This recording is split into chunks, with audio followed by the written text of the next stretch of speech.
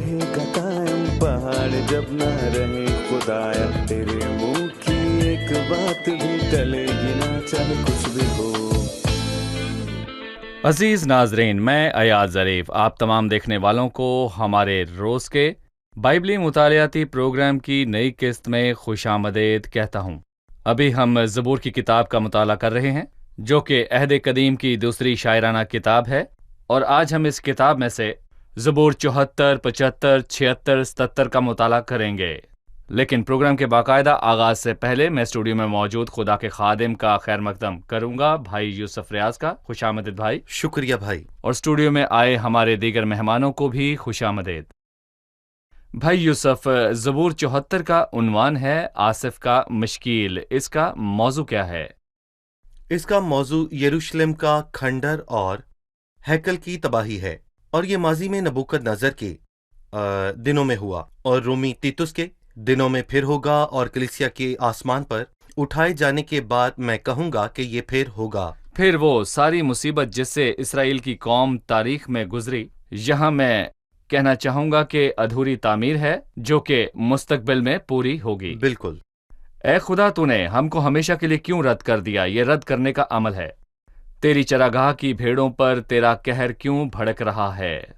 अपनी जमात को जिसे तूने कदीम से खरीदा है, जिसका तूने फिदिया दिया ताकि तेरी मिरास का कबीला हो, और कोहे सिहून को जिस पर तूने सकूनत की है, याद कर। भाई, हम इसका जवाब चाहेंगे कि उसने उन्हें रद्द क्यों किया और उसका कहर उनके खिलाफ क्यों भड़का। मैं कहूंगा कि इंसान की आदत है कि खुदा को इल्जाम देना, लेकिन यसाया 50 को देखें तो वहां लिखा है, खुदावंद यूं फरमाता है कि तेरी माँ का तलाकनामा जिसे लिखकर मैंने उसे छोड़ दिया कहाँ है, या अपने कर्ज ख्वाहों में से किसके हाथों से मैंने तुमको बचाया?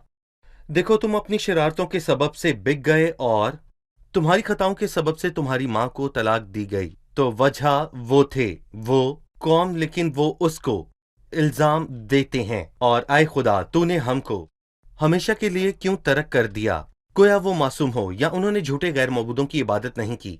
दरहकीकत ये नहीं है। दरहकीकत ये है कि उन्होंने झूठे गैर मबूदों की इबादत की और हमारा खुदा सब्र करता रहा। लेकिन हमारे खुदा का सब्र चाहे जितना भी तावील हो जाए, उसके सब्र का एक पैमाना है, और आदिल खुदा के हाथ में पड़ना हौलनाक बात है। यहाँ खुदा ने उन लोगों को हलाक किया, लेकिन वो मुस्तकबिल में बहाल होंगे। लेकिन आदमी क्या कर सकता है अगर उसने खुदा के फजल को हकीर जाना?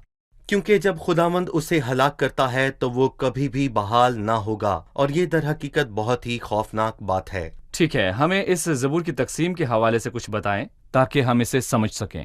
इस ज़बूर की 23 आयात हैं, और आयत 1 ता 9 में वो कुछ है जो दरअसल दुश्मनों ने किया।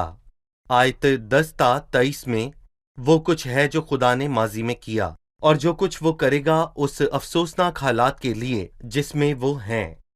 और फिर 1 ता 9 आयात में वो जो कुछ दुश्मन ने किया, और हम जानते हैं कि ये खुदा का उन लोगों पर अदल था जो उनके मसीह को रद्द करने का नतीजा है। बिल्कुल। भाई यूसुफ, दूसरे हिस्से में खुदा के माजी में किए हुए और मुस्तकबिल के मतवक्का कामों का तज़किरा है। आप हमें इसके बारे में बताइए। देखिए भाई, मैं कहूंगा कि आयत 13 से 17 बहुत ही शानदार आयात हैं। इनमें 7 हैरानकुन बातें हैं, मैं सिर्फ पढ़ूंगा। तूने अपनी कुदरत से समंदर के 2 हिस्से कर दिए मूसा के दिनों में। हम कह सकते हैं कि नगमा सताइश है, क्योंकि खिताब खुदा से है। और फिर तूने लिव्यातान के सर के टुकड़े किए, और अगर उसने समंदर के 2 टुकड़े किए और लोग उसमें से पार गए, तो यहाँ तूने लिव्यातान के सर के टुकड़े किए जो फिरौन और इब्लीस का अक्स है, यानी कि इब्लीस की शिकस्त। तूने चश्मे और सैलाब जारी किए, उसने ये किया। तूने बड़े बड़े दरियाओं को खुश्क कर डाला। दिन तेरा है, रात भी तेरी ही है। नूर और आफताब को तूने ही तैयार किया। जमीन की तमाम हदूद तूने ही ठहराई हैं। गर्मी और सर्दी का मौसम तूने ही बनाया है। लफ्ज तू यहाँ 7 मरतबा आया है, और इसमें 7 खूबसूरत बातें हैं। तूने अपनी कुदरत से समंदर के 2 हिस्से कर दिए, ये निजात का काम था। तूने लिव्यातान के सर के टुकड़े किए, इब्लीस का खात्मा। तूने चश्मे और सैलाब जारी किए, रूहुल कुद्स की नेमत, और तूने बड़े बड़े दरियाओं को खुश्क कर डाला। उसने अदालत को माकूफ किया, हम पर सजा का हुक्म नहीं। नूर और आफताब को तू ही ने तैयार किया। कलीसिया का बुलाया जाना आसमानी दावत। जमीन की तमाम हदूद तूने ही ठहराई हैं, दुनियावी लोगों के लिए दावत। गर्मी और सर्दी के मौसम तू ही ने बनाए, और वक्तों और मौसमों पर खुदा का इख्तियार है। और ये खुदा है, तू वो अजीम जिसका है। जिक्र हुआ खुदा से मुतल्लिक है, और खुदा अपने तमाम इख्तियारात और वसाइल के साथ हमारा है। इसके बारे में हमें बताइए। नूर और आफताब को तूने ही तैयार किया। इससे पहले वो कहता है दिन तेरा है, रात भी तेरी है। इसका मतलब है कि खुदा का काम दिन और रात जारी रहता है। खुदा के बहुत से बच्चों को रात में परेशानी होती है। अगर उन्हें तसल्ली देने की जरूरत है तो दिन में है, वो दिन में आ सकता है। अगर उन्हें मदद की जरूरत है तो दिन को मिल सकती है, लेकिन रात जिसकी खुसूसियात तन्हाई और दस्तबरदारी हैं, उसमें वो परेशानी से गुजर सकते हैं। आप उनसे शायद के जरिए क्या कहना चाहेंगे? जी भाई यूसुफ। मैं उनसे कहता हूं कि खुदा हर जगह और हर वक्त का खुदा है, जिसका मतलब है कि दुश्मनों ने एक मर्तबा कहा खुदा पहाड़ी खुदा है और वादियों का खुदा नहीं, लेकिन दर हकीकत खुदा पहाड़ों का और खुदा वादियों का खुदा है। मतलब अगर मैं पहाड़ों में हूं तो खुदा मेरे साथ है, अगर मैं वादियों में हूं तो खुदा मेरे साथ है। तो फिर क्या वो दिन के लिए है या रात के लिए? दर हकीकत दिन तेरा है, रात भी तेरी है। आए इसे अलामती तौर पर देखते हैं। दिन अच्छे हालात हैं, खुदा ने बरकतें दे रखी हैं और सब कुछ अच्छा है। और मुश्किल हालात जिनमें से हम गुजरते हैं वो रात है। और मैं कहूंगा कि खुदा हमें बड़े सबक भी सिखाता है। खुदा बैतनिया की दो बहनों के साथ दिन के वक्त आया या रात के?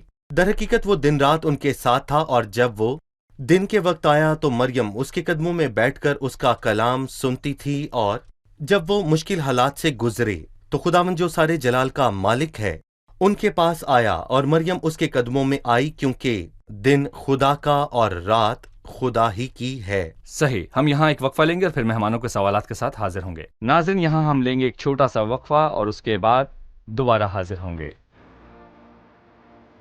74वां ज़बूर रहनुमाई और तालीम के लिए एक और मज़मूर दाऊद के परस्तारों में एक लावी मुगन्नी आसिफ ने लिखा है।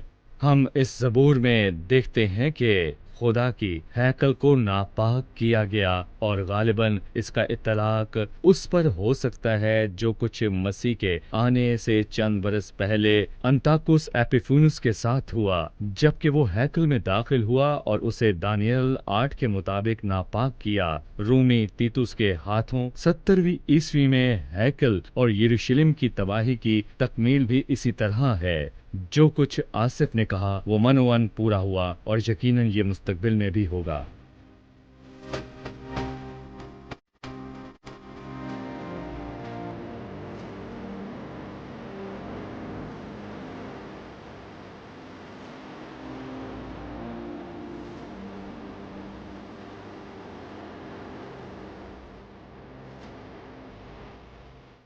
खुशामदीद। आइए चलते हैं मेहमानों की जानिब और जानते हैं उनका सवाल।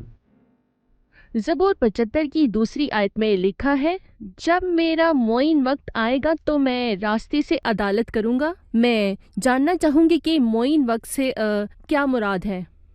भाई यूसुफ, ज़बूर 75 में दर्ज इन अल्फाज से क्या मुराद है कि जब मेरा मुअय्यन वक्त आएगा? देखें, खुदा नज़म और खुदा तरतीब का खुदा है। और मसलन ज़बूर 102 में वाज़े लिखा है, क्योंकि तरस खाने का वक्त है, हाँ उसका मुआयना वक्त आ गया। और अमाल एक साथ में मसीह ने कहा, उन वक्तों और मियादों का जानना जिन्हें बाप ने अपने इख्तियार में रखा है तुम्हारा काम नहीं, क्योंकि हर बात के लिए खुदा का एक मुआयना वक्त है, यहाँ तक कि अदालत के लिए भी। जी हाँ बिल्कुल।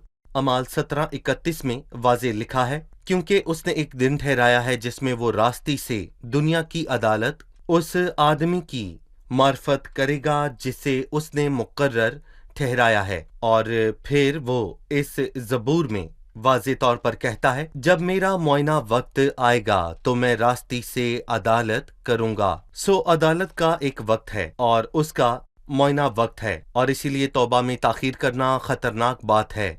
और अगर हम 8वीं आयत को देखें तो हमें एक संजीदा मसला दिखाई देगा, क्योंकि खुदा के हाथ में एक प्याला है और मैं झाग वाली है, और वो खुदा के गजब का प्याला है।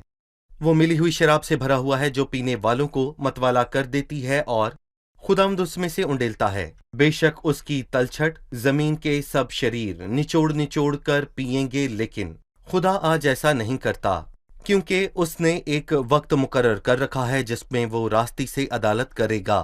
लेकिन अभी वक्त है, देखो अब कबूलियत का वक्त है। देखो ये निजात का दिन है, आज निजात का दिन है, कल अदालत का। आप किसे चुनेंगे? کیا آج آپ مسیح کے پاس آئیں گے یا انتظار کریں گے؟ مسیح اس بڑے سفید تخت پر بچھانے اور راستے سے عدالت کرنے والا ہے۔ حالانکہ خداوند نے یہاں عدالت کے ساتھ مداخلت کی، لیکن زبور کا عنوان ہے تم ہلاک نہ ہوگے۔ جی میں چاہوں گا کہ اس عنوان کے حوالے سے کچھ بات کی جائے۔ دیکھیں، اچھی بات ہے کہ جس زبور میں شریروں کی ہلاکت کا تذکرہ ہے وہ ایمانداروں کی ضمانت کی بات کرتا ہے، اور میں کہوں گا کہ یہی انجیل ہے۔ اور جو بیٹے پر ایمان لاتا ہے ہمیشہ کی زندگی اسی کی ہے، لیکن جو بیٹے کو نہیں مانتا زندگی کو نہیں دیکھتا بلکہ خدا کا غضب اس پر رہتا ہے۔ ہر ایماندار کے لیے ایک روشن پہلو ہے کہ وہ ہلاک نہ ہو، لیکن شریر کے لیے صرف اور صرف ہلاکت اس کی منتظر ہے۔ بھائی یوسف، زبور 75 کی آخری آیات میں ہم پڑھتے ہیں، لیکن میں تو ہمیشہ ذکر کرتا رہوں گا، میں یعقوب کے خدا کی مدح سرائی کروں گا، اور میں شریروں کے سب سینگ کاٹ ڈالوں گا، لیکن صادقوں کے سینگ اونچے کیے جائیں گے۔ آپ اس میں خدا کے عدل کی مداخلت کے حوالے سے کیا دیکھتے ہیں؟ عدالت، دراصل ہم 4 اور 5 آیت میں 2 مرتبہ سینگ کا تذکرہ سنتے ہیں، اور لکھا ہے میں نے مغروروں سے کہا کہ غرور نہ کرو، اور شریروں سے کہا کہ سینگ اونچا نہ کرو۔ سینگ طاقت اور وقار کی علامت ہے، یہاں تک کہ لفظ تاج بھی میں کہوں گا اسی سے نکلتا ہے۔ پرانے زمانے کے بادشاہ تاج تو نہ پہنتے تھے، لیکن وہ ایک سینگ کو پہنا کرتے تھے، اسی لیے سکندر کو 2 سینگوں والا کہا جاتا ہے۔ بہرحال سینگ طاقت اور وقار کو ظاہر کرتا ہے۔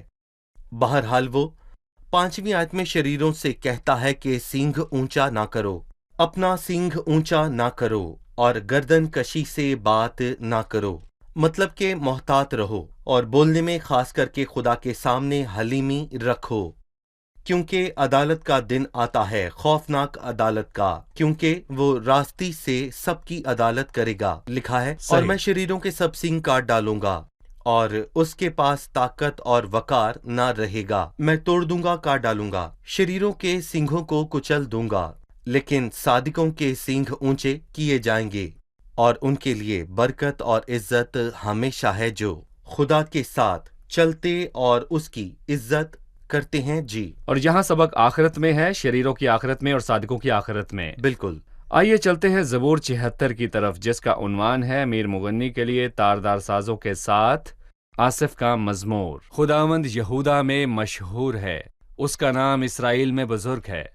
اس میں خدا کا ذکر ہے، شروعات خدا سے ہوتی ہے جو یہودا اور اسرائیل میں مشہور ہے۔ اس کا موضوع کیا ہے؟ موضوع ہے خدا عدالت کے واسطے اٹھتا ہے، اور وہ اپنے لوگوں کو ذلیل کرنے والوں کی عدالت کرے گا۔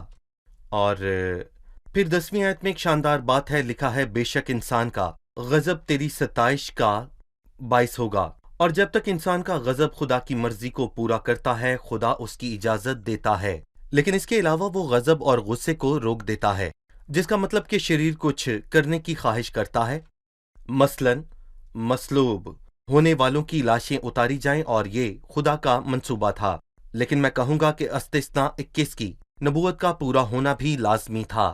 لیکن جب انہوں نے کہا کہ پہلے اور دوسرے مصلوب شخص کی اور مسیح کی ٹانگیں توڑ دی جائیں، تو مسیح کی ٹانگیں توڑی نہ گئیں، کیونکہ یہ مسیح کے کلام کے خلاف تھا، کیونکہ خدا تمام باتوں پر اختیار رکھتا ہے، وہ کچھ باتوں کی اجازت دیتا ہے اور کچھ کی نہیں دیتا، تاکہ انسان کا غضب تیری ستائش کا باعث ہو، اور خدا شریروں کے غضب سے اپنی مرضی کی تکمیل کرواتا ہے۔ وہ شریر اور غضب کو اپنے نام کے جلال کے لیے استعمال کرتا ہے۔ صحیح، اور باقی کے غضب کو مٹا ڈالتا ہے۔ 7 آیت میں خدا سے بات کی گئی ہے، لکھا ہے فقط تجھ ہی سے ڈرنا چاہیے، اور تیرے قہر کے وقت کون تیرے حضور کھڑا رہ سکتا ہے۔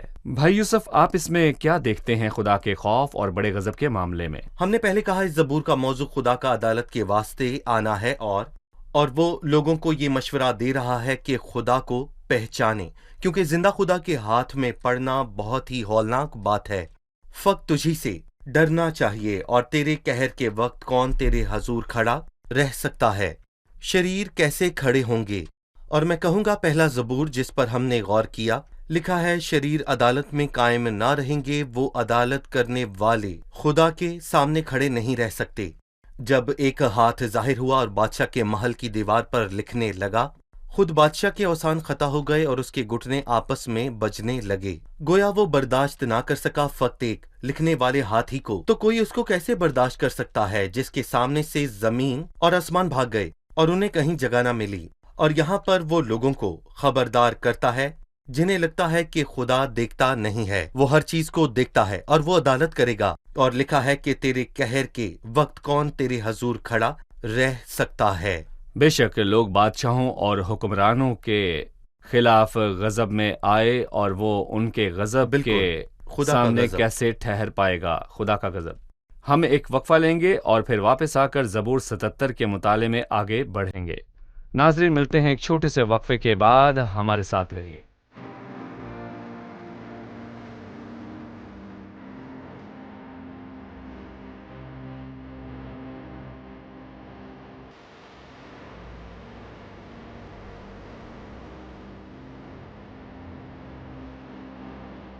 خوش آمدید، ہم وقفے سے واپس آ چکے ہیں، زبور 77 کے مطالعے میں آگے بڑھتے ہیں، اور سب سے پہلے ہم چلتے ہیں مہمانوں کی طرف اور جانتے ہیں ان کا سوال۔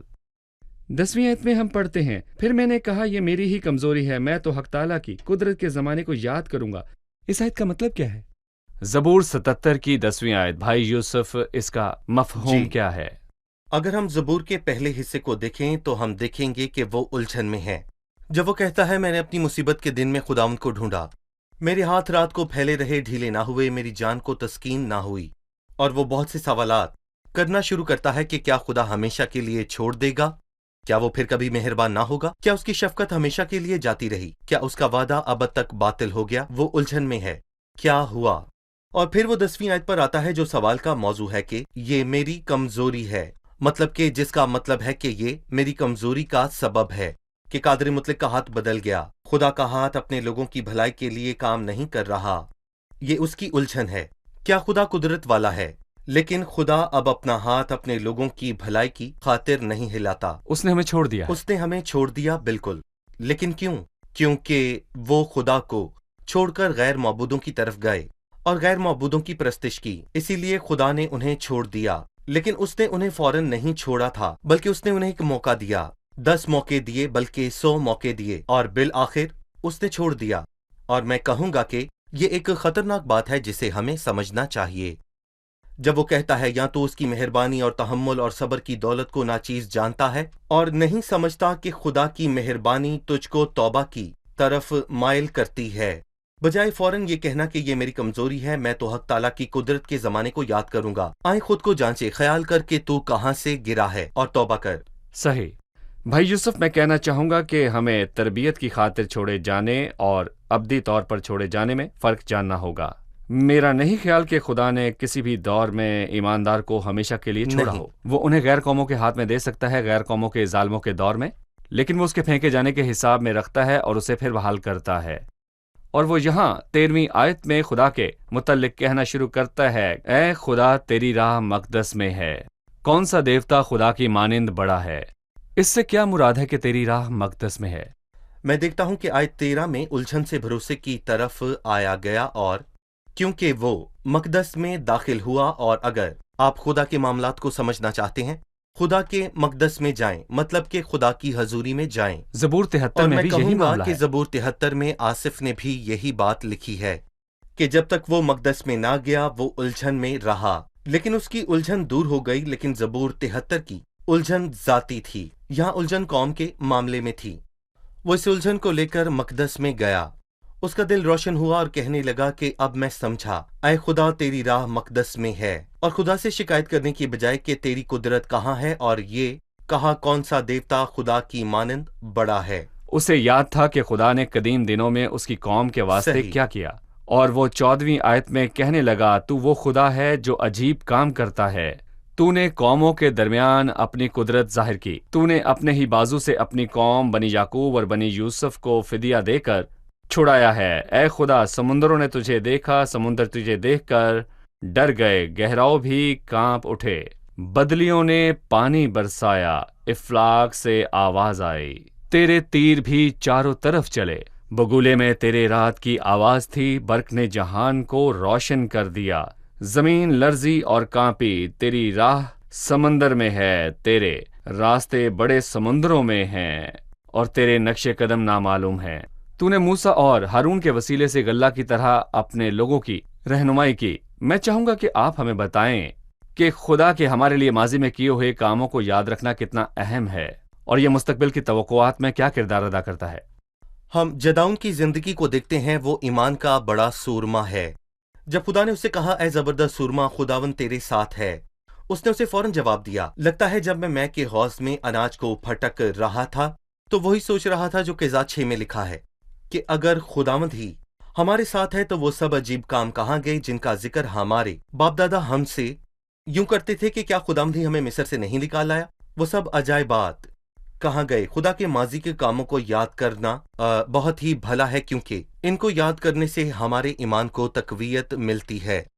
لیکن باوجود اس کے کہ جداؤن نے خدا کے کاموں کو یاد کیا، اس معاملے میں توبہ کی ضرورت تھی۔ اسی لیے اس سے پیشتر خدا جداؤن کو بھیجتا، اس نے ایک نبی کو بھیجا جس نے ان سے کہا، میں تم کو مصر سے نکال لایا، میں نے تم میں کام کیا اور تم سے کہا تم ان اموریوں کے دیوتاؤں سے جن کے ملک میں تم بستے ہو مت ڈرنا، لیکن تم نے میری آواز پر عمل نہ کیا۔ میں کہوں گا کہ خدا کے مقدس میں جا کر اس کے کاموں پر دھیان کرنا بہت ہی اچھی بات ہے۔ مقدس خدا کی رفاقت ہے، بالکل کوئی جسمانی نہیں، مقام شہر نہیں یروشلم ہے۔ نہیں، کیونکہ وہ ہمارے لیے بہت محترم ہے، لیکن اس سے مراد یہ نہیں، اس سے مراد خدا کی حضوری ہے۔ میں خدا کے مقدس میں جاتا ہوں، اس کی حضوری میں جاتا ہوں اور خدا کے تمام کاموں پر غور کرتا ہوں اور خود کو جانچتا اور پرکھتا ہوں، تب خدا مجھے جواب دیتا اور میری رہنمائی کرتا ہے۔ اور میں کہوں گا کہ آصف یہاں شکوے سے جو زبور کے شروع میں ہی اس نے کیا، اس سے نکل کر زبور کے آخر میں بھروسے کی طرف آیا۔ کسی شاعر نے کہا ہے، خوف کی وادیوں کے اندر ہم تجھے سجدہ کرتے ہیں، ہم تیری قدیم مہربانیوں کو یاد رکھتے ہیں جو لوٹ کر آتی ہیں۔ اور جس طرح وہ ماضی میں ہماری قوم، ہمارے والدین اور آباء و اجداد کے لیے تھا، وہ بھی ہمارے لیے ہے، وہ کبھی نہیں بدلتا۔ شکریہ بھائی یوسف، خداوند آپ کے ساتھ ہو۔ اب جانتے ہیں کہ مہمانوں نے آج کیا سیکھا۔ زبور 77 میں ہم دیکھتے ہیں کہ ایک مغنی ایک مشکل شروعات کرتا ہے، لیکن بعد ازاں جب وہ مقدس میں جاتا ہے تو اسے خداوند کے عجائبات یاد آتے ہیں، سو وہ خوش اور پر اطمینان ہوتا ہے۔ صحیح، جی، یہ بات بڑی مؤثر بات ہے کہ خدا سب چیزوں پر اختیار رکھتا ہے، یہاں تک کہ انسان کے غضب پر بھی، اور یہ تسلی بخش ہے۔ صحیح، جی آپ۔ میں نے سیکھا کہ جب تک انسان کا غضب خدا کے مقصد کو پورا کرتا ہے، خدا اس کی اجازت دیتا ہے۔ صحیح، خدا شریروں پر غضب کو اپنے نام کے جلال کے لیے استعمال کرتا ہے۔ شکریہ، خداوند آپ کو برکت دے۔ شکریہ بہت بھائی شکریہ، یوسف، آپ آنے کو والی بھی۔ قسط میں ہم آپ سے پھر ملاقات کریں گے۔ عزیز ناظرین، خدا کا ہمارے لیے، میرے اور آپ کے لیے ذاتی طور پر یہ پیغام ہے کہ خدا قادر مطلق ہے، اختیار والا عظیم بادشاہ ہے۔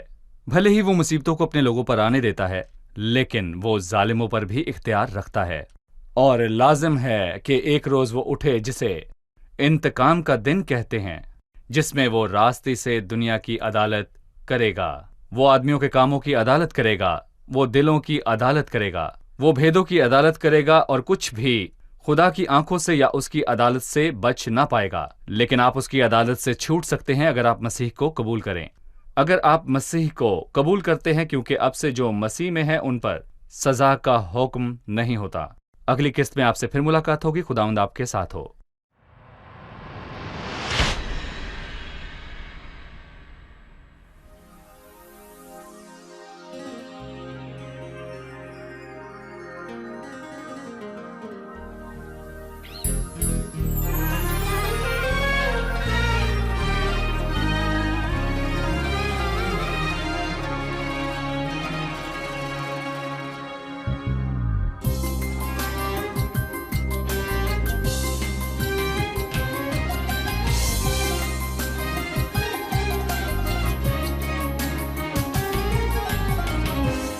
أبي ضللت حين تركت دفء الأماني في حضنك، بيتي هجرت طوعا وجهلا، وكنت أحيا في خيرك سعيا وراء الأهواء سرت، والشر كالنار المهلكة، وعندما اشتد بي عذابي قلت أعود ربي لك.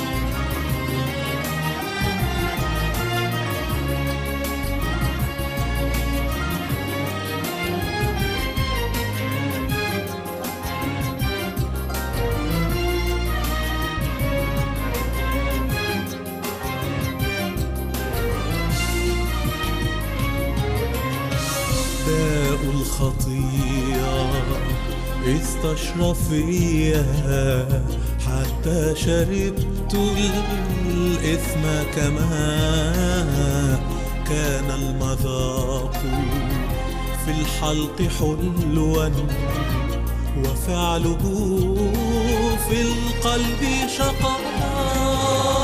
أدمنت شري حتى يئست، هل من شفاء بعد العمى؟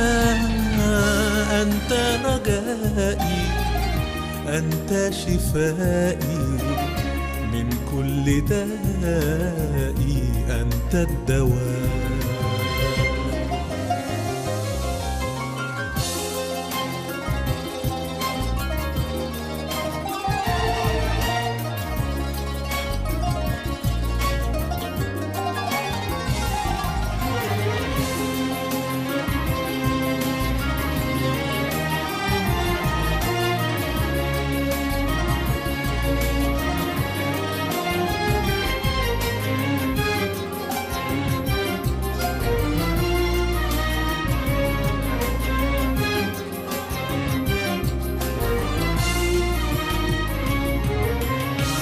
طال ابتعادي زاد عنادي، توبني ربي حتى أتوب، بروحك انزع عني القساوة، بكتني واجعل قلبي يذوب.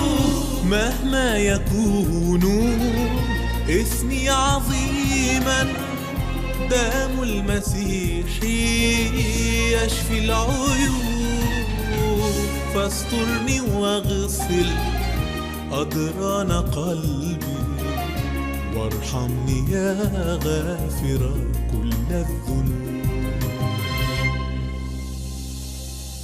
وارحمني يا غافر كل الذنوب.